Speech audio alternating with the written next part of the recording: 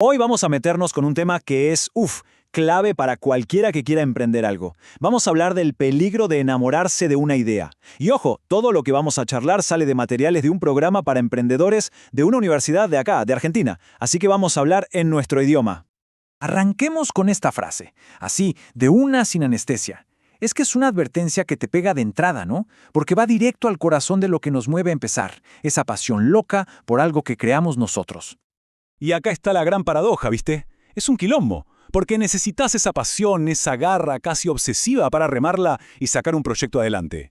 Pero esa misma fuerza te puede enceguecer y hacer que pierdas de vista lo único que importa. ¿Qué es lo que la gente, tus futuros clientes, de verdad necesitan? Es que este enamoramiento ciego tiene consecuencias bien concretas, che. Te pones a mirar tanto tu producto, tu bebé, que dejas de escuchar lo que pasa afuera, en el mercado. Cualquier opinión que no te gusta la sentís como un ataque, ¿viste? En vez de tomarla como un dato. Y ahí entras en un loop infinito de querer mejorar el producto, buscando una perfección que solo existe en tu cabeza. Y mientras tanto, el tren pasa y las oportunidades se te escapan. Bueno, metámonos de lleno en esto. Porque tarde o temprano, esa idea tan espectacular que te armaste en la cabeza tiene que salir a la cancha. Y ese primer partido, ese primer contacto con un cliente de carne y hueso, casi siempre es un baldazo de agua fría. Miren, no lo digo yo, lo dice Steve Blank, un grosso que inventó la metodología de desarrollo de clientes. Y te la tira así, cruda. Ningún plan de negocio sobrevive al primer contacto con los clientes. No importa lo prolijo que esté tu Excel, la realidad siempre te lo va a dar vuelta. Y eso no es malo, ¿eh? Es así, simplemente. Y por si quedaba alguna duda, aparece Reid Hoffman, el que fundó LinkedIn, y le pone más picante. Esta idea de la vergüenza es potentísima. Te está diciendo que es mucho más importante salir, aprender y moverte rápido que quedarte encerrado buscando la perfección. Si esperas a tener algo perfecto, ya está, llegaste tarde. Entonces, ¿cuál es la posta acá? La solución no es apagar la pasión, ni a palos. La posta es redirigirla. Hay que desenamorarse un poquito de la solución para empezar a enamorarse de lo que de verdad importa. Miren este cuadro, es la noche y el día. Pasás de amar tu solución, tu invento, a amar el problema que le querés resolver a la gente. Dejás de buscar la perfección y empezás a buscar la validación. Dejás de ofenderte con la crítica y te pones el guardapolvo de científico, donde cada idea es una hipótesis que tenés que salir a probar sin miedo a que te la reboten. Lo bueno es que este cambio de bocho no es pura filosofía. Por suerte, hay herramientas, metodologías como el desarrollo de clientes o Lean Startup que te dan una especie de mapa de ruta para no ir a ciegas y aplicar este enfoque que pone al cliente en el centro de todo. Y acá es donde la cosa se pone re interesante, porque todo esto transforma esa nube de ideas geniales en un kit de herramientas súper práctico. Te da un proceso para manejarte en medio de la incertidumbre, que es el pan de cada día cuando emprendes.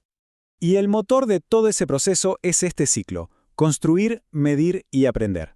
Es fácil. Primero, construís algo chiquito, una versión mínima de tu idea, lo que se llama Producto Mínimo Viable o MVP. Segundo, salís y medís de verdad cómo reacciona la gente. Y tercero, con los datos en la mano, aprendés y tomás una decisión clave. ¿Le sigo metiendo por acá o pego un volantazo? Y ese volantazo, tiene un nombre. Se llama pivotar. Y es fundamental entender esto. Pivotar no es fracasar, nada que ver. Es un cambio de estrategia inteligente, basado en lo que aprendiste en la calle. Cambiás el cómo, pero no perdés de vista el para qué, la visión original de tu proyecto.